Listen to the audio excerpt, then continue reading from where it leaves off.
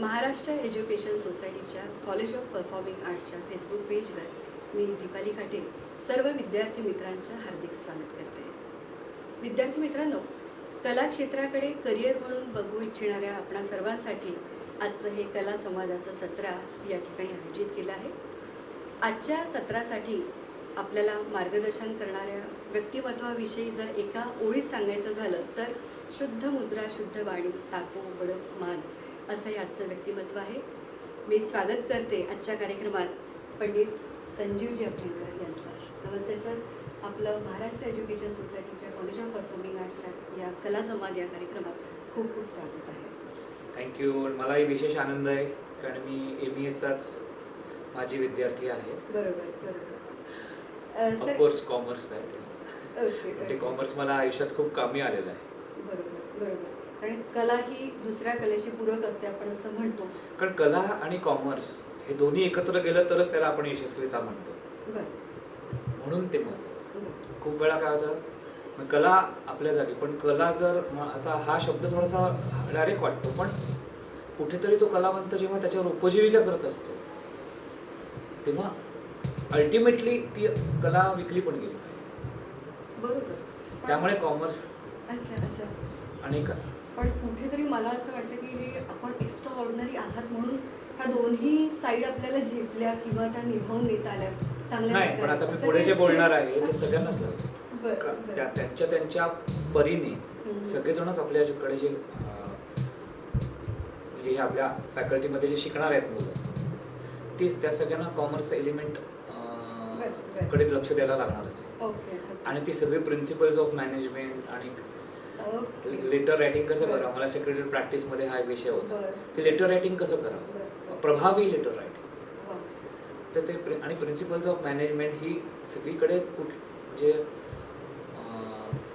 जेव्हा तुम्ही त्या कलेवर उपजीविका करता तेव्हा ती येतातच आणि ती सगळ्यांना या मुलांना पण लागतं. ते सांगेन मी. नक्कीच नक्कीच.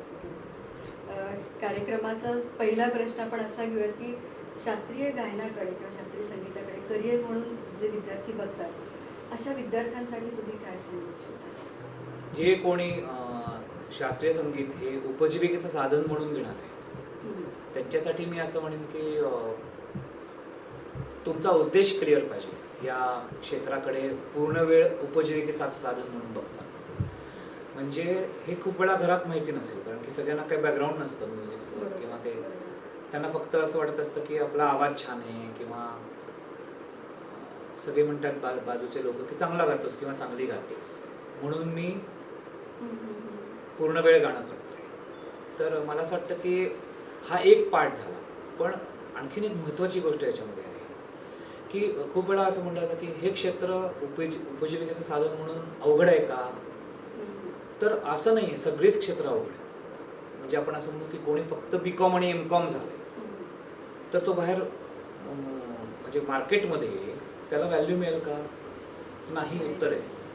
मग म्हणून लोक चार्टर्ड अकाउंटंट होतात, कुठल्या तरी अतिशय मोठ्या इन्स्टिट्यूटमधनं MBAची डिग्री पण त्यांना सगळ्यात मोस्ट ज्याला म्हणतात की IIM मधनं पाहिजे असते फर्स्ट टू स्टार्ट विथ. पण अदरवाईज पण हायरार्की असते की कुठे आम्ही MBA केलं तर आम्हाला चांगला जॉब मिळेल. पण नुसतं BCom MComला काही भवितव्य आहे का, तर टेक्निकली नाही. नुसतं संगीत इतर BA आणि MA काहीतरी केलंय नुसतं, त्याला काही भवितव्य का नाही.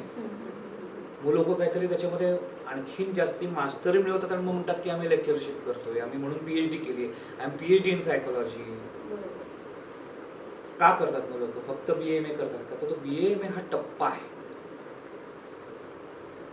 That is not the end of it. तर म्हणून आपल्याकडे पण आर्ट्स ह्या आपल्या ज्या, त्याला आपलं एक्झॅक्ट नाव काय आपण म्हणतो आपल्या संस्थेचं? MES college of performing. हां, तर MES कॉलेज ऑफ परफॉर्मिंग आर्ट्समध्ये जी मुलं येणार आहेत त्यांनी हे लक्षात ठेवायला पाहिजे पहिले की इथे BA पण आहे, बॅचलर ऑफ परफॉर्मिंग. हां, बॅचलर ऑफ परफॉर्मिंग आर्ट्स आणि MA पुढे नाही. पण बॅचलर ऑफ परफॉर्मिंग आर्ट्सला येताना एक क्लॅरिटी पाहिजे. तर काय हवी ते आता मी सांगतो की ही सुरुवात आहे, हा एक शेवट नाही. हा पहिला, पण ही महत्त्वाची सुरुवात आहे. महत्त्वाची सुरुवात आहे आणि कुठेतरी ती अशी सुरुवात करायला लागते, त्याशिवाय त्याला पुढे मार्गी आपण लागत नाही. पण मग कोणी घ्यावं हे करिअर, तर दोन गोष्टी आहेत की ह्या संगीताच्यावर उपजीविका करायची तर त्याच्यासाठी पण अनेक वर्ष द्यायला लागतात. पण फक्त संगीत ह्या कलेमध्येच अनेक वर्ष द्यायला लागतात का? नाही. आपण जेव्हा चार्टर्ड अकाउंटंट बनतो किंवा आपण म्हणतो की मी इंजिनिअरिंग केलं आणि त्याच्यानंतर MBA केलं, म्हणजे किती वर्ष घालवली? म्हणजे पहिलीपासून 12वी नंतर 4 वर्ष इंजिनिअरिंग, 16 आणि त्याच्यानंतर 2 18. 18 वर्षानंतर हा माणूस म्हणतो की मी इंजिनिअर MBA झालो आणि आता मी नवीनच आहे कंपनीमध्ये. म्हणजे कंपनीमध्ये पण हा नवीनच असतो, त्याला काय फार मान बिन मिळत नाही असं काय होऊन आलं. त्याला ट्रेनिंग दिलं जातं की आता हे सगळं तू शिकला आहेस 18 वर्ष, ते कंपनीमध्ये वापरायचं आहे कसं. मग तो वापरायला लागल्यानंतर हळूहळू तो करेक्ट पद्धतीने ते काम त्याचं जे शिकलेलं आहे आणि प्रतिभा म्हणून त्याच्यात पण प्रतिभा असते ना, ते ट्रेनिंग घेतल्यावर त्याची ती प्रतिभा योग्य पद्धतीने वापरली तो टप्पे पार करत करत करत वर जातो कंपनीमध्ये किंवा स्वतःच्या व्यवसायामध्ये पण किंवा कुठेतरी जॉब करत असेल तर. मग हेच सगळं तत्व संगीत या कलेला पण लागू आहे. आणि त्यामुळे जो पण जेव्हा केव्हा या कलेची उपासना सुरू करेल त्याच्यानंतर त्याला तेवढा काळ गेल्याशिवाय हे इतर फील्डमधले टप्पे, डॉक्टर होताना बघा ना किती वर्ष लोक डॉक्टर होते, पण डॉक्टर झाल्यावर लगेच त्याची डिस्पेन्सरी काय फ्लरिश होते का? अजिबात नाही. कितीतरी डॉक्टर्स आहेत की जे अनेक वर्ष पहिले म्हणजे डॉक्टर MD झाल्यावर पण कोणाकडे तरी काम करतात, अनुभव घेतात, स्वतःची डिस्पेन्सरी सुरू झाल्यावर पण ती कोणाबरोबर तरी सुरू करतात. ती अशी एकदम दुसऱ्या दिवशी फ्लरिश नाही होत. 3 पार्टनर्स घेऊन 4-4 तास ती डिस्पेन्सरी चालवतात, कारण त्यांना माहिती असतं की एवढा रिस्पॉन्स येणार नाही. So every field takes lot of years. हेच तत्व इथे पण लागू आहे. मी नुसतं काहीतरी BA झाले आणि MA झाले किंवा झालो आणि झाला तर मी बाहेर मला कसं कोणी विचारत नाही आहे असं नाही आहे. हा पार्ट होतो. त्यामुळे म्हणून कुठेतरी घरनं पण सपोर्ट पाहिजे कलाकाराचे असेल का, तर बराच काळ जाणार असतो त्याच्यामध्ये. BA झालंय आणि MA झालंय आणि मी आता बाहेर काही करायला गेलो तर तुमचं काही अस्तित्वच नसतं, कारण तुमचं खरंच काही अस्तित्व नसतं म्हणून तिथे करणं म्हणजे तुमचं काही वजूद झालेलाच नसतं निर्माण, जस्ट बिकॉज तुम्ही एखादी डिग्री घेतली म्हणून. प्लस त्या डिग्रीच्या आधी काही शिक्षण झालंय का, फक्त आता डायरेक्ट 12वी कॉमर्स झाल्यानंतर मी आता म्युझिकमध्ये BA करतोय किंवा सुरुवात करतो, पण मग ती सुरुवात आहे. सो या सगळ्याचं भान ठेवून या क्षेत्रामध्ये उपजीविके साधन म्हणून बघा.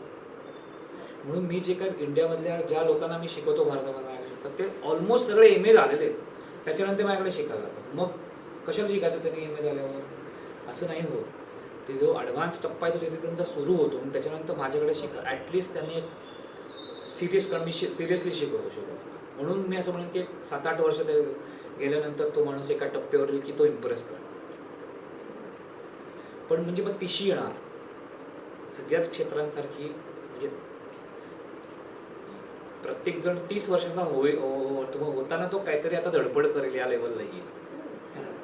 तर म्हणजे मग हा वेळ घरनं सपोर्ट असेल तरच देता येतो. बरोबर, कारण औपचारिक शिक्षणात तो एक टप्पा पार पाडला जातो आणि तिथून एक दृष्टी मिळते. पण इतर MCOMच्या नंतर पण हा सपोर्ट लागतोच ना. CA होईपर्यंत घरचा सपोर्ट लागतोच. पण मला सांगायचं की तेच इथे ऍप्लिकेबल आहे. इथे वेगळं नाहीये की घरच्यांनी हे पण लक्षात ठेवलं पाहिजे या मुलाला इथे किंवा मुलीला घालताना की 30 वर्षापर्यंत हे इतर क्षेत्रांसारखंच ही व्यक्ती स्वतःला इथे सिद्ध करणार, म्हणजे तयार करणार आहे पुढे सिद्ध करण्यासाठी. सिद्ध करणार नाहीये काही, तयार करणार आहे स्वतः. सो मला असं वाटतं की पेरेंट्सची याच्यामध्ये महत्त्वाची भूमिका आहे, फक्त मुलांची नाही आहे. की पेरेंट्सनी पण इथे पाठवताना अशा पद्धतीने चित्र नीट ठेवून पाठव की मी माझ्या मुलाला किंवा मुलीला तो 30 वर्षाचा होईपर्यंत इन अ वे बॅकिंग देणार, सपोर्ट करणार. त्याला BA आणि MA झाल्यावर सांगणार नाही की तुझं तू बघ आणि आता पैसे मिळवणार. कारण तसं जर केलं तर मग त्या भिजले पण नसताना माणूस जर बाहेर पडला तर त्याला मग ते कोणी उभं नाही करत आणि तो मुलगा किंवा मुलगी फ्रस्ट्रेट होतो, कारण त्याला पण कॉन्फिडन्स निर्माण नसेल झालेलं. नुसता शिक्का घेऊन बाहेर पडलेला असतो, पण त्याच्याकडे तेवढी विद्या, तेवढे भिजले पण नुसती म्हणजे ज्याला म्हणत कला सेल करावी या पॉइंटला ची एंट्री पण आलेली नसते. तर ती येण्यासाठी ह्या डिग्रीत झाल्यावर किंवा त्याच्या पॅरलली ती गायकी, ते मुरलेपण येण्यासाठी पण पुढे BA MA झाल्यावर 7-8 वर्ष जाणार असतात आणि मग then you can try to sell it. मग आपापल्या पुढे जे आपण काही बोलू त्यांनी ह्या मुलांना यश मिळेल. पण ह्या मुलांनी लक्षात ठेवायला पाहिजे की तो टप्पा आल्याशिवाय तुम्ही ती कला विकायला गेलात ना तर विकली जाणार नाही आणि मग ते जे काही इम्प्रेशन होऊन बसेल ते निगेटिव्ह. म्हणजे म्हणतात ना first impression is the last impression, असं एक प्रसिद्ध सेईंग आहे, म्हण आहे. तर म्हणींचा अभ्यास करा सगळे तुम्ही, आयुष्यात खूप कामी येईल. मराठीतल्या म्हणी असो, इंग्लिशमधल्या म्हणी असो. तर फर्स्ट इम्प्रेशन करताना प्रत्येकाचा असा पॉईंट आलेला पाहिजे की ते चांगलं होईल आणि म्हणून ते घाईनी करायला जाऊ नये. त्या सगळ्याचा विचार करून मुलांनी यावं, मुलांच्या घरच्यांनी पण यावं, सपोर्ट करावं आणि तरच मग ते काहीतरी नीट घड देईल. एवढं त्याचं विस्तृत उत्तर. कोणी यावं आणि कोणीही करावं. हौसेसाठी करत असाल तर कोणीही करावं, कुठल्याही वयात करावं. हा, माझा पुढचा प्रश्न त्यालाच धरून असा होता की विद्यार्थी ग्लॅमरला म्हणून किंवा मला मैफिल गाजवायची असं काहीतरी मोठ्या कलाकारांचं गाणं ऐकून ते या क्षेत्राकडे वळतात, पण मग कुठेतरी यश मिळत नाही, अपयश येतं किंवा काय होतं, नैसर्गिक आवाज चांगला आहे, थोडीफार समज आहे, एवढं प्राथमिक ज्ञान किंवा गुण असणं हे पुरेसं आहे का? नाही. पण आता इथे मग मगाच्याच एक थोडंसं राहिलेला पाठ सांगतो की पूर्ण वेळ हे कोणी करावं ही कला. पण माझं जे काही मी बघितलं आहे हे जे माझ्या स्वतःच्या अनुभवांवरून मी सांगतच नाही, कारण की खूप वेळा I was a child prodigious talent होतो मी. पूर्वसंचित घेऊन आलेला असा वंडर बॉय असा होतो. आणि ते तुम्ही यूट्यूबवर गेलात आणि संजीव अभ्यंकर चाइल्डहुड असं ट्रॅक छापलात तर तुम्हाला ते ऐकायला पण मिळेल मी काय गायचो 13व्या वर्षी. त्यामुळे माझं उदाहरण मी एवढं म्हणजे मला असं म्हणायचं की असे किती असतात समजा, खूप कमी. त्यामुळे मग आमची उदाहरणं हे उदाहरण म्हणून घेऊ नयेत,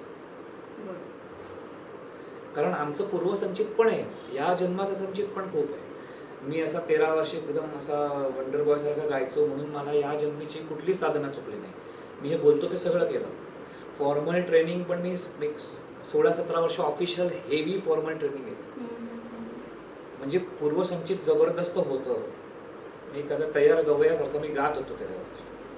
पण पहिले आईकडे आणि पिंपळकरे सरांकडे 6 वर्ष आणि गुरुजींकडे असल्याकडे 10 वर्ष हेवी 10 वर्ष म्हणजे जाऊन येऊन नाही, सतत बरोबर राहायचो मी.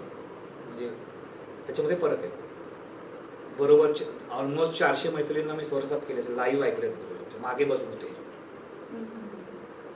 ते इतकं 16 वर्ष गाणं पिऊन मागच्या जन्मीचे साधना असूनही ते चुकलं नाही मला, म्हणून मी बोलतोय ते सगळं मी केलेलं आहे. फक्त माझ्यासारख्या व्यक्तीचं करिअर हे आदर्श ठेवून कोणी येऊ नये, कारण ते आदर्श नसतं, ते काहीतरी पूर्वसंचित घेऊन त्याच्या जोरावर उभं असतं. मग आज कोणी ते करावं, आय कम देअर. तर म्हणून मला म्हणायचं असं आहे की प्रत्येकाचंच पूर्वसंचित काहीतरी आहे म्हणूनच तो हे करतोय. कोणाचं किती स्ट्रॉंग आहे हे माहीत, तर ते तपासून बघण्यासाठी पण वेळ लागतो. सो वेळ लागतो. For everything you need time. 6-7 वर्ष मी शिकतोय किंवा शिकते आणि आता मला स्टेजवर बसायचं हे शक्य नाही. मग हे प्रोडक्ट ना शक्य, पण तरीही मी संयम ठेवून मध्ये एक मोठा काळ विदाउट कॉन्सर्ट्स पण घालवला. म्हणजे मी वयाच्या 11व्या वर्षीपासून जाहीर मैफिलीनं सुरुवात केली, पण मध्ये माझा आवाज बदलला. त्यामुळे ब्लेसिंग इन डिस्गाइज आपण म्हणू की मी फक्त गुरूंबरोबर स्वरसात करत होतो बराच. पण नंतर तरीही because I was a prodigy माझा आवाज लवकर सेट झाला. मी 20व्या वर्षी सवाई गंधर्व महोत्सवमध्ये गायलो, 21व्या वर्षी त्याची मी रेकॉर्ड केलं. सो माझं वयाच्या मानाने आय वॉज ॲडव्हान्स्ड. पण इथे तेच मला सांगायचं की इथे कोणाची उदाहरणं घेऊन आपण असं नाही म्हणत की संजीव अभ्यंकर 20व्या वर्षी सवाई गंधर्वमध्ये गायलं तर मी का नाही गाणं. मग तुम्ही गायलात आणि तुम्ही जर इम्प्रेसिव्ह नसाल तर त्याचा परिणाम असा होईल की you will make a first impression. ठीकच आहे, जरी तुम्हाला संधी दिली कोणी तर तुमचं इम्प्रेशन. मला जेव्हा ती ऑपॉर्च्युनिटी मिळाली तेव्हा आय वॉज सो इम्प्रेसिव्ह. मी सवाईमध्ये 20व्या वर्षी जोग राग गाऊन त्याच्यात गंधारातनं मूर्छना करून वेगळी बंदिश गायलो होतो आणि त्या मूर्छनेच्या सावर म्हणजे वरच्या टिपेच्या वरच्या गंधाराला स्पर्श करून आलो होतो. आणि फ्रंट पेजला फोटो छापले गेले होते दुसऱ्या दिवशी माझे. त्या काळी फ्रंट पेजला फोटो हे छापून आणता यायचे नाही राज्यात. ते काहीतरी जबरदस्त इम्पॅक्ट वाटला, दैवी काहीतरी चमत्कार सारखं वाटलं तरच यायचं. फ्रंट पेजला फोटो यायचे नाहीत, फार रेअर होते. मी 1989 सालची गोष्ट बोलतो, 31 वर्षापूर्वी. So what I mean is की कुणाचं तरी बघून तुम्ही त्या वर्षाला टिकून फॉलो करू नये, की एखादे कलाकार माझा आयडॉल आहे आणि मग यांचं असं झालं म्हणून मी पण. तुम्ही कुठे आहात हे तुम्हाला तपासून बघायला लागेल. प्रत्येकाची, कारण मेहनतीची पद्धत, टप्पे, कालावधी हा वेगळा आहे. करेक्ट. तर आवाज पाहिजे, ॲप्टिट्यूड पाहिजे, म्हणजे तुम्ही तुमचं इन्क्लिनेशनच केलीकडे पाहिजे. तिसरं महत्त्वाचं गोष्ट, तुम्हाला दुसरं काही करिअरचं ऑप्शन आहे का स्ट्रॉंगर, एकदम सेफ, चार्टर्ड अकाउंटंट, एखाद्या चांगल्या इन्स्टिट्यूटमधनं मी इंजिनियर होणार आहे आणि पुन्हा MBA होणार आहे, काही प्रॉब्लेम्स नाही. मग तुम्ही ते सोडून हे करताय का, तर त्याचं उत्तर जर हो असेल तर तो जास्ती अवघड पाहत. आणि जे माझ्या बाबतीत होतं, I was very good in studies. मला माझ्या गुरुजींनी जेव्हा पहिल्यांदा ऐकलं, पद्मविभूषण पंडित जसराजजींनी, 1983 साली मी 9वीत होतो, तेव्हा गुरुजींनी पहिला प्रश्न विचारला, पहिलं बोलले ते की ये तो गवैया पैदा किया लोगों ने, असं माझ्या आईबाबांना म्हणले. माझ्यासमोरच सगळं घडलं, त्यामुळे ऐक्यू काही नाही. ते म्हणले हा तर तिसऱ्या जन्माचं गाणं गातोय. पण हे कैसा आहे स्टडीज में, हा इंजिनियर वगैरे होऊ शकतो का. ताई बाबा म्हणले तो सहज इंजिनियर होऊ शकतो. पण अगेन तुम्ही न विचारता, मी जर गाणं गायक नसलं तर मी इंजिनिअरिंगपेक्षा I would have been a very good chartered accountant. हां, तर मला ते ॲरेथमॅटिक्समध्ये इंटरेस्ट आहे, त्यामुळे मॅथमॅटिशियन नाही म्हणणार मी, पण कॉमर्स कॉमर्समध्ये arithmetics comes in, may be costing, cost accountant, chartered accountant झालं असतो चांगला. तर हा त्यांचा पहिला प्रश्न होता. आणि मग आई बाबा म्हणले नाही नाही, तो होऊ शकतो काहीही, पण तुम्ही जर शिकवत तर तो पूर्ण वेळ गाणं करत. तर ते म्हणले तो पूर्ण वेळ गाणं केलं तरच मी शिकतो, कारण त्यांना ते झोकून देणं एलिमेंट अपेक्षित होतं. पण एखादा मुलगा तयार होईल झोकून द्यायला, असं म्हणू आपण, पण त्याला पुढे मोठं झाल्यावर लक्षात येतं की आपण काय सोडलंय. तर मग तो त्याच्या मित्रांची स्वतःला कम्पेअर करणार आहे, की जे अदरवाईज चार्टर्ड अकाउंटंट झालेत, सॉफ्टवेअर इंजिनियर झालेत, कुठल्या तरी मोठ्या इन्स्टिट्यूटमध्ये MBA झालेत, आणि ते 15 वर्षांनी कुठे आहेत आणि आपण कुठे आहोत. आणि मग तो मला जे पाहिजे, मला आवडतं ते करायला मिळालंय आणि मला यश पण मिळालंय म्हणून आनंदित पण असू शकतो, किंवा मला आवडतं ते करायला मिळालं पण मला ठीकसे यश नाही मिळालं आणि कुठे माझे मित्र बघा कुठे गेले, तो फ्रस्ट्रेट पण होऊ शकतो. सो अशी व्यक्ती, असा मुलगा किंवा मुलगी ज्याला दुसरे चांगले करिअर ऑप्शन्स आहेत, चांगले म्हणजे कुठले सेफ, कम्पॅरेटिव्हली ज्याची समाजाला जास्ती गरज आहे, कला ही समाजाची शेवटची गरज असते. सगळ्या बेसिक गरजा भागल्यावरती माणूस म्हणतो की आता आपण कला, तिकीट काढून आपण कला एन्जॉय करू. म्हणून चांगली नॉवेल बिवेल पण सेटल्ड घरांमध्येच वाचले जातात, सेटल्ड घर. कारण नॉवेल वाचायला वेळ कोणाला आहे गरज, किंवा त्या पद्धतीचं थिंकिंग डेव्हलप कोणाचं होतं तर थोडीशी सेटलमेंट असलेल्याच घरांमध्ये. आणि म्हणून ही कला थोडीशी सेटल्ड अवस्थेत असलेल्या लोकांसाठीची कला असं म्हणतात. आणि म्हणून याला पूर्वी पॅट्रोनेज होतं, संस्थानिकांचं पॅट्रोनेज असं होतं की तुम्हाला सेटलमेंट पाहिजे तर तुम्हाला ही नीट परस्यू करते. मग आता ही सेटलमेंट कलावंताला स्वतःलाच आणावी लागते किंवा त्याला घरचं सपोर्ट लागतो, कुछ काहीतरी. श्रीमंत घरातला असायची गरज नाही. तर म्हणजे मला सांगायचं काय आहे की एखादा मुलगा किंवा मुलगी एखादं अतिशय समाजाला जास्ती उपयुक्त असलेलं आणि त्यामुळे पटकन ॲक्सेप्ट होणारं करिअर सोडून जर इथे येत असेल तर त्या व्यक्तीवर जास्ती दडपण आहे आणि त्या व्यक्तीला फ्रस्ट्रेशन यायचे चान्स जास्ती आहे पुढे जाऊन. पण एखाद्या व्यक्तीचं BA BCom म्हणजे ज्याला म्हणतात BA MA सायकोलॉजीच होणार आहे आणि MA इंग्लिश लिटरेचर होणार आहे, मी स्वच्छ बोलतोय कारण की ते कमी दर्जाचं नाही आहे, पण त्याच्यासाठी ज्याला म्हणतात ना की again it comes to parallel to this की मी MComच होणार आहे, मग मी MA इन म्युझिक होतो, दॅट इज बेटर. पण मी CA होणार आहे आणि मी एक रेप्युटेड इन्स्टिट्यूटमध्ये इंजिनिअरिंग MBA सहज होणार आहे, मग मी हे करावं की नाही, हा अतिशय अवघड निर्णय आहे. तर तो ज्याने त्यांनी सगळ्या तारतम्याचा विचार करून घ्यावा. पण मी बघितलंय जे आजूबाजूला की मला त्यामुळे तो अवघड होत नाही, तो मला घेताना कळला नाही कारण माझ्या आईबाबांनी घेतला तो माझ्यासाठी. पण पुढे गेल्यानंतर जेव्हा माझे मित्र म्हणायला लागले की तू हे काय करतोस पूर्ण वेळ, तुला काय असं म्हणायचं, तुला तुझ्या 700 लोक तुझं ऐकायला नाही तिकीट काढून. तेव्हा मला पहिले जाणीव झाली की आपण काय करतोय हे पूर्ण वेळ. हां, पण of course it was a very calculated risk माझ्या बाबतीत.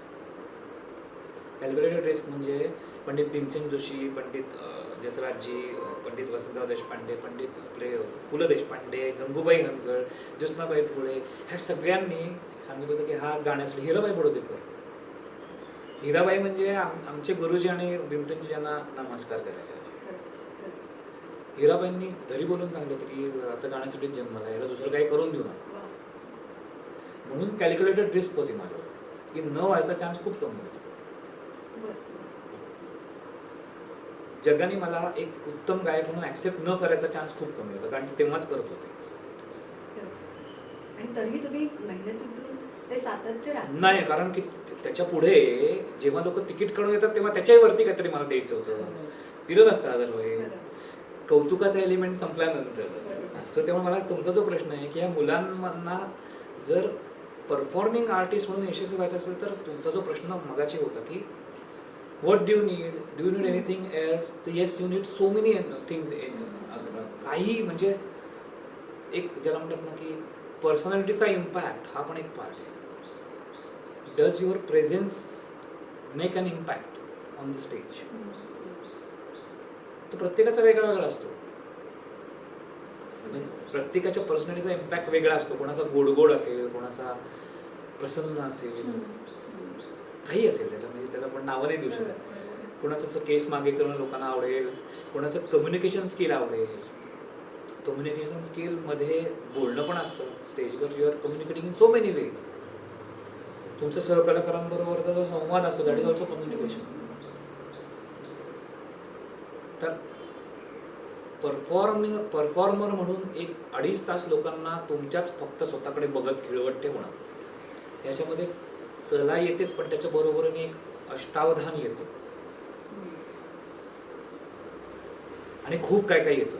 कारण की मी त्याला असं म्हणलं ना की क्रिकेटचं उदाहरण मी कायम इथे, मला आवडतं क्रिकेट, आणि तेव्हा मी जेव्हा बघतो मॅच तेव्हा मला असं लक्षात, ते कॅप्टन सारखं आहे की इतके बारकावे आहेत की एखादा चांगला बॅट्समन असतो ना, जो 2 डाऊन येतो आणि तो म्हणतो माझा इथला रोल काय आहे, मला काय सांगितलं आहे. 2 डाऊन येशील तेव्हा काय झालेलं असेल मॅचमध्ये, 50 ओव्हरच्या मॅचमध्ये काय झालं असेल मोस्टली, तर 150 रन्स, 2 आउट आणि 25 किंवा 30 ओव्हर झालेला. तर ह्या पॉईंटला माझा रोल एवढाच आहे की मी ते 25 किंवा 30 ओव्हरपासून 40 ओव्हर ते 42 ओव्हरपर्यंत मी टिकलो पाहिजे, आणि हा 150चा स्कोअर मी 250च्या वरती नेला. मग मी तिथं रेंगाळलं नाही पाहिजे, मग पुढचा येऊन त्याचा रोल खेळ. पण मैफिल कलाकार म्हणून मी कॅप्टन असतो. मला हे ठरवायला लागतं की धोनीसारखं की वर्ल्ड कप फायनलला त्या जागी युवराज सिंगच्या जागी मीच जायला पाहिजे. Absolutely wonderful decision. मी जेव्हा धोनीने एंट्री केली ना, म्हणलं क्या बात आहे.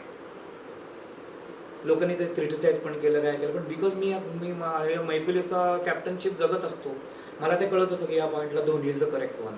त्यांनीच केलं पाहिजे. ते कसलं त्यांनी ह्याला डावललं, त्याचा काही संबंध नाही. तो फक्त माणूस बघतोय की मला ही मॅच जिंकायची, आणि एक्झॅक्टली मी हेच करत असतो की मी पहिला राग गायल्यानंतर तो कुठल्या पॉईंटला आला आहे, तिथं तुझ्या तुम्हाला काय गायलं पाहिजे.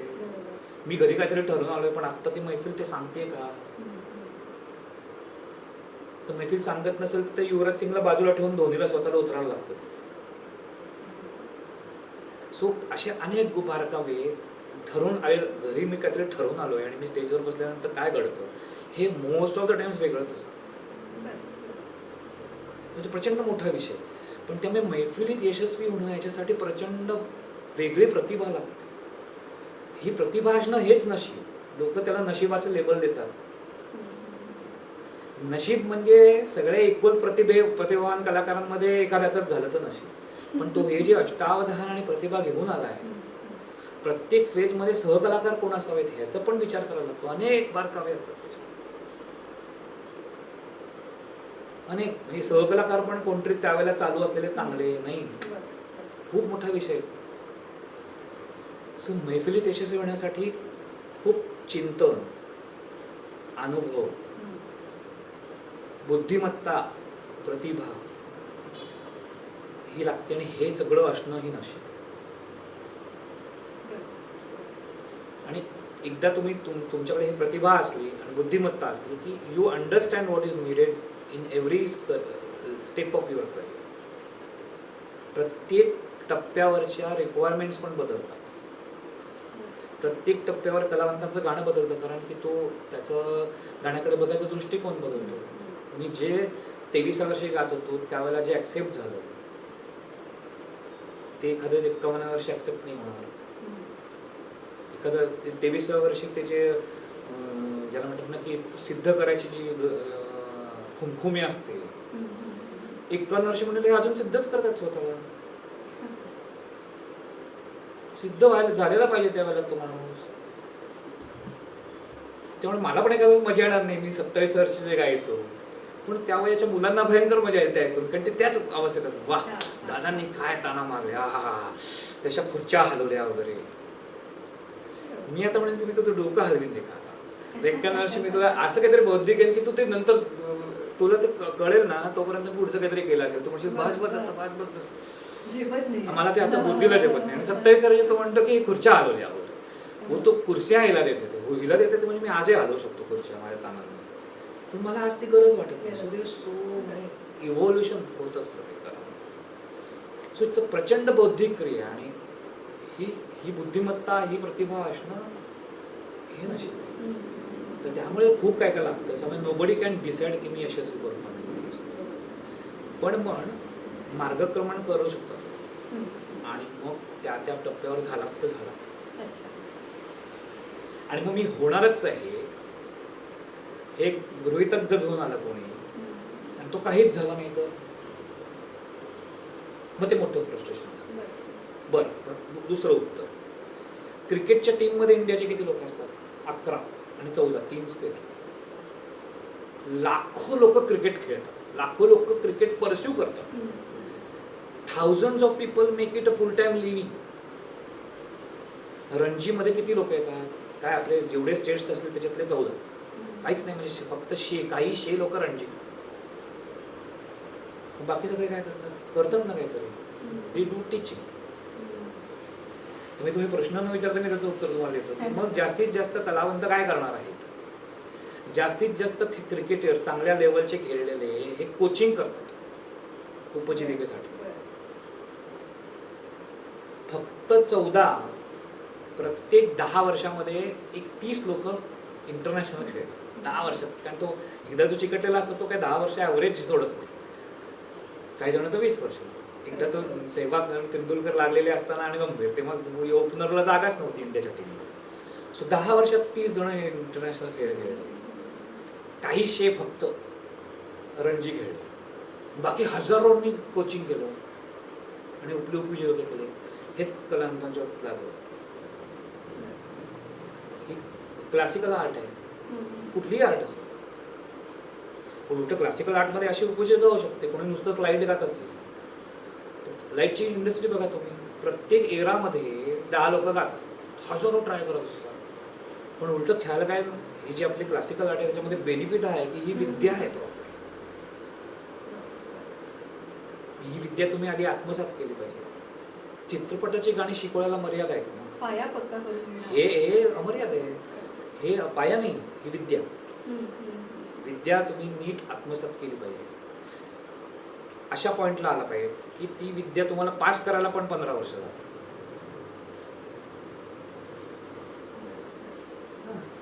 आता मी मगाशी 7-8 वर्ष म्हटलं, त्याचा अर्थ काय? माझ्याकडे ती शिकलेली मुलं येतात, ते MA होऊन त्या लेवलला आलेले आहे. सो ते पूर्वपाठिका तयार, म्हणून मी 7-8 वर्ष म्हटलं. पण मला जर कोणाला तू पहिल्यापासून शिकवायचं असेल तर त्याला 15 वर्ष जातील. एवढी सहज. मी तुम्हाला माहिती आहे का, मला जी विद्या येते सगळ्या पद्धतीची, की मी जर नॉनस्टॉप गायला लागलो, नॉनस्टॉप आणि रंजक, म्हणजे बोर करून नाही, बोल करून नाही, पहिल्यापासून रंजक शेवटपर्यंत. तुमचं रंजकच आहे ना, तुम्ही जे काही गाते. नाही तसं नाही, मला म्हणायचं की तर मी सहज 60-70 तासच्या वर गाऊ शकतो. सहज. मी अगदी खरं बोलतो म्हणून 60-70 तास, वाढवून सांगायचं तर 100 तास वगैरे विदाउट एनी रिपिटेशन. काही नाही, एकदम चुस्त. ज्याला म्हणतात की, म्हणून म्हटलं की एकदम मैफिलीसारखं स्टार्ट टू फिनिश एकदम सगळं छान. कारण काही राग छोटे असतात, काही मोठे असतात. उपशास्त्रीचं रेकॉर्डर असतं. मी माझ्यासाठी निर्माण झालेलं कोणीतरी मला डोळ्यासमोर ठेवून केदार पंडित सारख्या प्रतिभावान संगीतकारांनी बांधलेलं, मी स्वतः बांधलेलं, असं सगळं मिळून सहड 60-70 तास मी काही रिपीट न करता राहू शकतो. आता एवढी विद्या मला जर कोणाला शिकवायची असेल तर 15 वर्ष लागतील. सो मग ह्या आता जे संगीतावर उपजीविका करू म्हणते त्यांच्याकडे विद्या पण पाहिजे ना शिकवायला. म्हणून मी सांगितलं की त्यांना 30 वर्षापर्यंत त्याला वेळ दिला पाहिजे. आणि मग तेवढी त्याच्याकडे विद्या असेल तर तो ती again like cricket, thousands of people, हजारो लोक कोचिंगवर उपजीविका करतात. मग हजारो कलावंत हे कोचिंगवरच उपजीविका करणार आहेत. आणि त्याच रेशोनी इंडिया खेळणार आहे ते सर्व स्तरावरती टॉप, नेक्स्ट अँड थर्ड, की आम्हाला हा कलावंत आमच्या मैफिलीमध्ये पाहिजेच आहे. अशी एक हार्डली 10 कलावंत प्रत्येक 15-20 वर्षामध्ये 10 कलावंत असे असते की हे आम्हाला पाहिजेच आहे. म्हणजे मला खूप वेळा आयोजकांचा फोन होतो की पहिली तुमची तारीख गेला फोन केली, मग आम्ही 2 दिवसात इथं राहतो, तुम्ही आहात का 15 सप्टेंबरला? हां, मग 15-16 आपली कॉन्फरन्सची. मी सांगतो काय, कारण मला आनंद आहे त्याचा, प्राऊड आहे. मग देन देर आर 10 मोर की ज्यांना सेकंड फोन केला. तेवढं कमवून आहे सर निश्चित पोहोचलंय. हो, पहिले नव्हतं हे, 30 वर्षापूर्वी नव्हतीच situation. So what I mean is की त्याच्यानंतर आणखीन 10 आणि त्याच्यानंतर आणखीन 10 की हे उपलब्ध नसतील तर यांना. पण मग ह्या 30च्या वरती सगळ्यांना फ्युचर नाही एकत आहे ना, पण तेच क्रिकेट सारखं basically they will be coaching. ते देशभर सगळीकडे कॉन्सर्टच करत फिरत आहेत असं नाही. आणि दे विल बी परफॉर्मिंग, पण ते जेव्हा जिथं जिथं बोलवलं जाईल त्या चौकटीमधलं. अगेन काही लोक जिल्हा खेळतात, काही लोक स्टेट खेळतात, काही लोक नॅशनल्स खेळतात. अगेन पुढच्या प्रश्नाचं उत्तर तुम्ही आपण ऍक्च्युली ह्याच्या प्रश्नावर जाण्यापेक्षा ते लिंक लागले. अगदी बरोबर. त्यामुळे लेट मी स्पीक. शास्त्रीय गायक, संगीतकार, वाद्यकार किंवा पार्श्वगायक हे सगळेच क्षेत्र तुम्ही आजमावलेत आणि त्याच्यात यशस्वी झालात. तर हे किती उत्तम उदाहरण आहे विद्यार्थ्यांसाठी. त्यांनी पण असं स्वतःला केलं पाहिजे का? हो ऑलराऊंडरच केलं पाहिजे. आणि प्रत्येक काळातच तसं. कारण कशी एक तर दुसरे पण ऑलराऊंडर जेवढं तुम्हाला होता येईल तेवढं पहा. क्रिकेटमध्ये पण बघा ना, ऑलराऊंडरला सगळ्यात जास्त प्लेस असते. आणि तो जेवढा चांगला ऑलराऊंडर तेवढा तो सगळ्यात जास्त सेफ असतो. कारण की तो जनरल ऑलराऊंडर असला की बेसिकली बॅट्समन आहे पण थोडी बॉलिंग टाकू शकतो. बेसिकली बॉलर आहे पण थोडासा हे टाकू शकतो, बॅटिंग करू शकतो. पण तो दोन्ही खूप चांगला करतो. त्यावेळेला जशी गरज आहे तो सेंचुरी पण मारेल आणि गरज असेल तो 10च्या 10 ओव्हर पण टाकेल चांगलं. So he is the safest. पण असं कमी असतं, बोलणं सोपं आहे. But again say all sed and done खूप वेळा काय असतं की एक मानसिकता बेसिक आपल्याला एक पद्धतीची जपायला लागते. ते पण महत्त्वाचं असतं. म्हणजे हे ऑलराऊंडरगिरी करण्याच्या नादाखाली जॅक ऑफ ऑल पण नाही. स्थायी भाव काय आहे? आपला स्थायी भावच जॅक ऑफ ऑल असेल तर गोष्ट आहे. ते पण कळलं पाहिजे म्हणायचं. हा स्थायी भाव काय आहे? Do you have that patience to be a classical singer, ज्याला आपण ख्याल गायक म्हणतो. खूप लोक नुसतं आम्ही शास्त्रीय गायक, अरे पण तुझ्याकडे तो 2-2.5 तासाची मैफिल मारली आहे का कधी? म्हणजे 1-2-4 मारल्या नाही. तुमचा हा स्थायी भाव आहे का की तुम्ही 2.5 तास वेगळं तुमच्याकडे रेपर्टॉर आहे का? तुमच्याकडे ती स्किल आहे का की इंटरव्हल नंतर पण दुसरा मोठा राग गाऊन आम्ही खेळून ठेवू सगळ्यांना? सो याला मी टेस्ट क्रिकेटची मानसिकता म्हणतो. So if you really have, माझ्या बाबतीत माझ्या आईने माझी ते डेव्हलप, दंगल पिक्चर सारखं तिने डेव्हलप केलं होतं की तिने काय केलं होतं, तू ख्याल गायक आहेस म्हणजे काय आहे, तुला अख्खी 2.5-3 तासाची मैफिल लोकांना. आणि मी पहिली करिअरची 10 वर्ष मी फक्त ख्याल, जसं माझे गुरुजी आणि किशोरी द्या म्हणतो फक्त ख्याल आणि शेवटी एक भैरवी, असे मी 200 शहरात मैफिली केल्या पहिल्या 10 वर्षात. माझ्या करिअरच्या पहिल्या 10 वर्षात मी almost I perform in 200 different cities and towns and whatever it was. फक्त ख्याल 2.5 तास, शेवटी भैरवी. आणि तेव्हा मी अभंग वगैरे पण काय करत नव्हतं. लोक मला नंतर म्हणायला लागले तुम्ही महाराष्ट्रीयन आहात, तुम्ही अभंग तर का? मग मी म्हटलं माझ्या स्वतःसाठीच बांधलं गेलं पाहिजे, मी दुसऱ्यांचं नाही गाणार. म्हणून केदार पंडितांनी माझ्यासाठी रचना मारली. मग पुढे प्रवास करत करता मला लक्षात आलं की मी स्वतः पण तर क्रिएट करू शकतो. I am not trying at all. मग मी माझ्या स्वतःचे पण रचना मारली. असं करून ते सगळं संजीव अभ्यंकर सेंट्रिक म्हणजे कुठलाही कलावंत त्याच्या रेपर्टॉरवर ओळखला जातो. तुम्ही माझे मायरा पंढरी म्हणजे भीमसेनजी म्हणणार ना, माझे मायरा पंढरी म्हणजे जसराजजी नाही म्हणणार, माता कालिका म्हणजे जसराजजी. संजीव अभ्यंकर म्हणजे त्याच्यासाठी निर्माण झालेल्या रचनांनीच तो ओळखला गेला. परंपरा महत्वाची, पण परंपरा फक्त परंपरा महत्वाची. परंपरा अँड युअर कॉन्ट्रीब्युशन. मी त्याला काय एक उदाहरण देतो जे मला आवडतं की वडिलांकडनं 2 मोठे फ्लॅट्स येणार असलं तर घ्या ना, काय प्रॉब्लेम, पण फक्त तेच नाही घ्यायला पाहिजे. मी माझे पण 2 फ्लॅट्स निर्माण करू शकतो, माझी संपत्ती 4 फ्लॅटची होईल. मग मी वडिलांची संपत्ती घेणारच नाही आणि मी फक्त माझेच निर्माण करेन तर काहीतरी भांडण असेल. पण अदरवाईज म्हणजे परंपरा पण मी घेणार आहे आणि I am going to build my own assets also. आणि who knows that those might be equivalent or better. प्रत्येक वेळा माझ्या वडिलांकडनं मिळालेल्या घरापेक्षा मी मोठं बांधू शकणार नाही किंवा बेटर बांधू शकणार नाही. अशाच पावलावरती आपण जर पावलं टाकली तर काहीच निर्माण होणार नाही. सो प्रयत्न तर व्हायलाच पाहिजे. जेव्हा एखादी व्यक्ती 500 रचना निर्माण करेल तेव्हा दिस पॉसिबिलिटी की 50 खूपच सुंदर होती. त्यामुळे हे सब्जेक्टिव्ह कला आहे, याच्यामध्ये असं काही बाबा वाक्यम प्रमाणम नाही. ते चांगलं झालं असेल जग ॲक्सेप्ट करेल, नसेल झालं ठीकच झालं, पण प्रयत्न तर केलाच पाहिजे. पण योग्य वेळेला प्रयत्न. तुम्ही जिल्हा पातळीला आला आणि तुम्ही मला टेस्टमध्ये का घेत नाही म्हणायला लागलात तर प्रॉब्लेम. थांबा ना, तुम्हाला स्वतःला हे कळलं पाहिजे की मी आता कुठल्या पॉईंटला आणि मी काय अटेम्प्ट केलं. पण त्या टप्प्यावर आल्यावर एव्हरीबडी शुड ट्राय. पण त्या पॉईंटपर्यंत येईपर्यंत पेशन्स ठेवला. घाई झालेल्याला ही कला नाही. म्हणून मग अशी म्हटलं ना की अंडरस्टँड व्हॉट यू आर. तुम्ही स्वतःला शास्त्रीय गायक म्हणत असाल तर तुम्हाला 2.5 तास लोकांना खेळून ठेवण्यासारखा पेशन्स पण पाहिजे.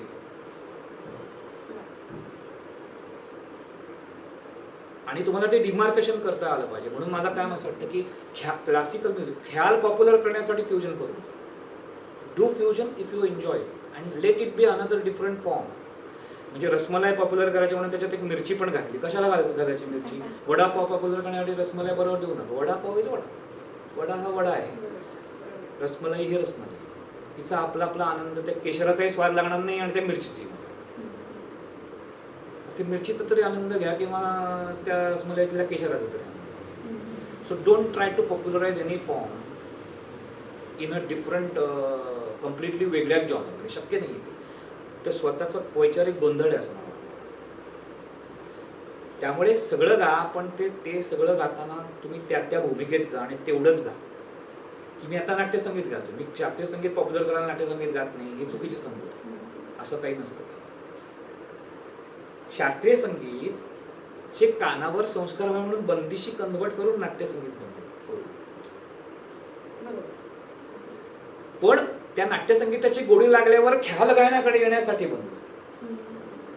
नाट्यसंगीत म्हणजे शास्त्रीय संगीत आहे अशी समजूत करून देण्यासाठी नाही बनवलं. तरी मुलांनी लक्षात ठेवा की आपण अभंग गात असतो तर आपण अभंग गातोय. ख्याल पॉप्युलर करायला अभंग गात नाही. आपण नाट्यगीत गातो तर नाट्यगीत गातो. ख्याल पॉप्युलर करायला नाट्यसंगीत गात नाही होतं. ख्याल गातो तेव्हा आपण ख्यालच गातो. भावगीत गातो तेव्हा आपण भावगीत गातो. चित्रपट संगीत गातो तेव्हा मी चित्रपट संगीत गातो. सो तुमचा जो प्रश्न होता की मी हे सगळ्या भूमिकांमध्ये जो विहार करायला केला आहे, तुम्ही त्या भूमिकेला न्याय देऊन करायचा प्रयत्न केला. मी जेव्हा जेव्हा प्लेबॅक केला तेव्हा मी तिथे मला केवढी विद्या माहिती सांगत नाही. त्यांची जी चित्र येते त्यांना जसं पाहिजे त्या पद्धतीने सत्यात उतरलं. पण ख्याल गाताना मी निर्माता आहे, मी कम्प्लीट चित्रपटाचा डिरेक्टर आहे. तिथे मी सगळं ठरवणार आहे. स्क्रिप्ट पण मी ओके करणार आहे, भूमिका कोण करणार आहे पण मीच ठरवणार आहे. कारण मला ते चित्र दिसतंय की कोण खेळलं पाहिजे, कोणी ही भूमिका केली पाहिजे, गाणी कुठे येणार आहेत, ती कशा पद्धतीची पाहिजे, त्यातले शब्द मला हवेत तसेच आहेत का, त्याला चाल मला हवी तशीच दिली गेली का. कारण ते चित्र करून मला आधीच चित्रच दिसायला लागलेलं त्या पुढचं की हे सगळं घेतल्यावर मी काय करणार आहे, त्याचं प्रवाही पण मी कसं ठेवणार आहे. इंटरवलपर्यंत कुठल्या क्लायमॅक्स पॉईंटला तो चित्रपट आला पाहिजे, माझी मैफिल इंटरवलला कुठल्या पॉईंटला गेली पाहिजे, ती क्लायमॅक्सलाच घेऊन गेली तर उपयोग नाही. मग माझी ताकद आहे का त्याच्या पुढे अजून क्लायमॅक्स करायची. सो माझी क्लायमॅक्सची ताकद काय आहे की ज्यामुळे मी ती मध्यात ठेवणार आहे. सो ज्या फॉर्ममध्ये जाल ना त्या फॉर्मला न्याय देता आला पाहिजे आणि त्या फॉर्मवर प्रेम करायला पाहिजे. सो त्या फॉर्मवर तुमचं प्रेम असेल तरच तुम्ही त्याला न्याय देऊ शकता. त्यामुळे everybody cannot be doing everything. तर तुम्ही समजून घ्या, कोणतरी करते म्हणून नका करू. तुम्ही काय आहात आणि तुम्ही त्याला न्याय देऊ शकणार का? तुम्हाला पटते का तुम्ही आहात का त्या पॉईंटवर? आणि असाल तर जरूर अटेम्प्ट करा. एखादी गोष्ट नसेल तर तुम्हाला कळतं की हे नाही आपल्यासाठी, करू नका. जे करताय ते उत्तम करा. ज्याला म्हणतात ना की genius is not the one, अशी फेमस आहे की he who does everything completely new, असं नाही आहे. Genius is not one who does everything new. He's कोण आहे जीनियस? मग he does the same thing different. म्हणून आपण म्हणतो की रागाच्या बाहेर कोणीच काय करत नाही. मग काय, मग नवनिर्मिती नाही का तो करू शकत यमन मध्ये? यमनच वेगळ्या पद्धतीने जो मांडू शकतो तो जीनियस आहे. त्यामुळे हे कळलं पाहिजे की आपली बलस्थानं काय आहेत, आपला विकनेस काय आहे. विकनेस पण कळलं पाहिजे आणि जो आपला विकनेस आहे तो झाकता आला पाहिजे. आपलं बलस्थान आहे ते पुढे आणता आलं पाहिजे. म्हणूनच तुमचं गाणं हे प्रत्येक टप्प्याला श्रोत्यांची उत्कंठा वाढवणारं असं ठरतंच. आणि अजूनही मला फीडबॅक असा येतो की तुमचं गाणं एवढं फ्रेश वाटतं, असं वाटतच नाही की तुम्ही 30 वर्ष सगळीकडे गाताय. म्हणजे त्याला एक स्टेलपणा पण आलेला नाही आहे आणि ते कंटाळणार पण होत नाही. कारण मीच स्वतः कंटाळा एवढं गात नाही स्वतःच आयुष्यात. अजून मी कंटाळा आलेला एवढं गायलेलंच नाहीये. मी तेच म्हणते, तुम्ही प्रयोगशील आहात. नाविन्याचा ध्यास लागून जे कंटिन्यू काहीतरी स्वतःचं अपडेशन करणं किंवा हे काय हे चांगलं काय, हे नेहमीच सृजनशीलता ते करतो. आणि मी वेळ जात नाही म्हणून गाणं गात नाही बसत. हां, वेळ जात नाही तर मी दुसरं मला आवडणारं करतो. मी टेनिस बघीन, क्रिकेट बघीन, पिक्चर बघीन. मला भूक आहे तेवढंच गातो. ओव्हर रिडिंग करत नाही. आणि त्यामुळे मला प्रत्येक वेळा तो मध्ये काळ गेला आणि आपण म्हणतो ना पोट रिकामं झालं की परत असं छान पकवानं बघितलं की असं वाटतं वाव हे खाऊ. तसं कलेच्या बाबतीत माझं काय असं म्हणणं असतं की कला कशी असावी, कशी जगावी. तर अचानक भेटलेल्या मित्रासारखी आधी मैत्री छान होण्यासाठी आपण खूप वेळा भेटतो. म्हणून ते रियाज करायचा जो कालखंड असतो व्हॉट एव्हर 17 वर्ष 18 40, तेव्हा तुम्ही खूप भेटा आणि नंतर ते अतिपरिचिता अवज्ञा होणार नाही हे बघा. आणि मग अचानक भेटलेल्या मित्राप्रमाणे त्या कलेला भेटा आणि तुम्हीच ठरवा की तुम्हाला किती गायचं. नाहीतर आता उठलोय का ब्रेकफास्ट करायलाच पाहिजे का, असं नाही झालं. कला रुटीन नाही झाली. आणि I make it a point की मला वेळ जात नाही म्हणून मी गायला बसत नाही. वेळ जात नाही म्हणून गाणं ऐकत नाही. वेळ जात नाही तर मी मित्रांबरोबर जाईन, गाडीतून चक्कर मारेन, पिक्चर बघेन. सो असे असंख्य गोष्टी. सो ही अखंड गोष्ट आहे. जे सगळे म्हणतात ना की हे सागरासारखं आहे, जेवढं पुढे जाल तेवढं असं वाटतं की एंडच नाही. हेच this is what I am sharing with you. त्यामुळे nobody should pursue any kind of बौद्धिक आर्ट. जी बौद्धिक कला आहे, बौद्धिक गोष्ट अनंत असते. आणि ही आपली जी क्लासिकल आर्ट अनंत आहे. आणि म्हणून प्रवासाचा आनंद घ्यायचा नाही का, तुमचा एक तो प्रश्न होता काय, त्याला नको जायला आपण. तर प्रवासाचा आनंद घ्या. मग देर इज नो एंड. एकाच घराण्याची गायकी व्हायला अख्खा आयुष्य पुरत नाही, एकच राग कळायला. अरे हो, पण त्याच्यात अर्थ हा आहे की तुम्ही जर एंडला पोचायचं ठरवलं तर हा प्रॉब्लेम आहे ना. तुम्हाला जर हे कळलं की याला एंडच नाहीये तर तुम्ही त्यावेळेला असलेला प्रवासाचा एन्जॉय करा ना. हा यमन मला कधीतरी सापडेलच, नाहीच सापडणार आहे तो अख्खा इन एंटरिटी. आज मी 35 वर्ष ॲटलिस्ट म्हणजे किती सांगतो मी, 8व्या वर्षापासून बागेश्री गातो. आज मी 51 वर्षाचा आहे. 43 years I am singing Bageshri. पण मला अजूनही बागेश्रीची पटकन काहीतरी 2-3 वेगळ्या जागा सुचतो. मग हे जर मला प्रत्येक टप्प्यावर कळतंय तर मी बागेश्रीला कम्प्लिटली रागाला मी कधीतरी असा पूर्ण तो बागेश्री माझ्या आता मला हा बागेश्री सापडला असं मी अट्टाहासच कशाला करायचा. आणि तसा करूच नाही आणि तू प्रत्येक प्रवासच एन्जॉय करावा असं म्हणावं की आत्ताच्या क्षणी मला जेवढा बागेशी सापडू शकतो तेवढा मला सापडला आहे. So I am rich right now. आत्ता मी रिचच आहे. मी कुठे म्हणते आणखीन होणार नाही. अजून 6 वर्षांनी म्हणतो अरे मी आणखीन रिच आहे, मला पूर्वीपेक्षा जास्ती संपत्ती बागेश्वरी रागाची सापडली आहे. त्यामुळे ही अतिशय बौद्धिक tiring art. It really tyres you. हो, बिकॉज जेव्हा चिंतन करायला लागतं तेव्हा असं आता मला असं वाटू शकतं नाही, कारण मी 43 वर्ष सिरियसली हेच करतोय. 8व्या वर्षापासून सगळा माझा फोकस असा आहे. 11व्या वर्षापासून सकाळ संध्याकाळ रियाज मी 11व्या वर्षाचा असल्यापासून. सो 40 वर्ष तर मी पूर्ण सकाळ संध्याकाळ गाणं या पद्धतीने करतो. बस की आता, पण असं होत नाही ते. कारण बस की आता कधी होईल जेव्हा मी त्याला पूर्णत्वतेचा प्रयत्न करेन तेव्हा. मला ते सगळं सापडल्याचा आनंद मला घ्यायचाच नाही, ते अमर्याद आहे हे समजून घ्यायचं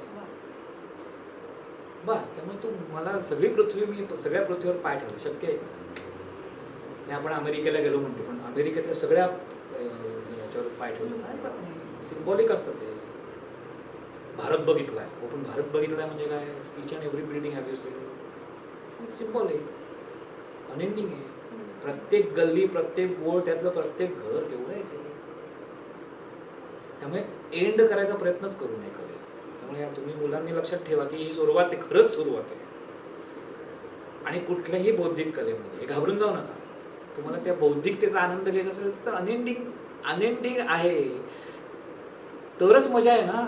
कारण की तरच तुम्हाला आयुष्यभर ते पुरणार आहे.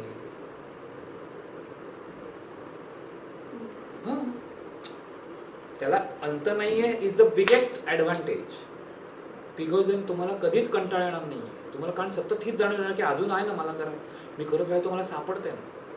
पण मग तुमच्या हातात फक्त एक योग्य मार्गावर राहा आणि करेक्ट माइंडसेट. म्हणून मग जो आपलं हे होतं की define what you are and stick to it. But don't, तुम्ही नाटक करू नका काहीतरी असल्याचं जे नाही आहेत ते.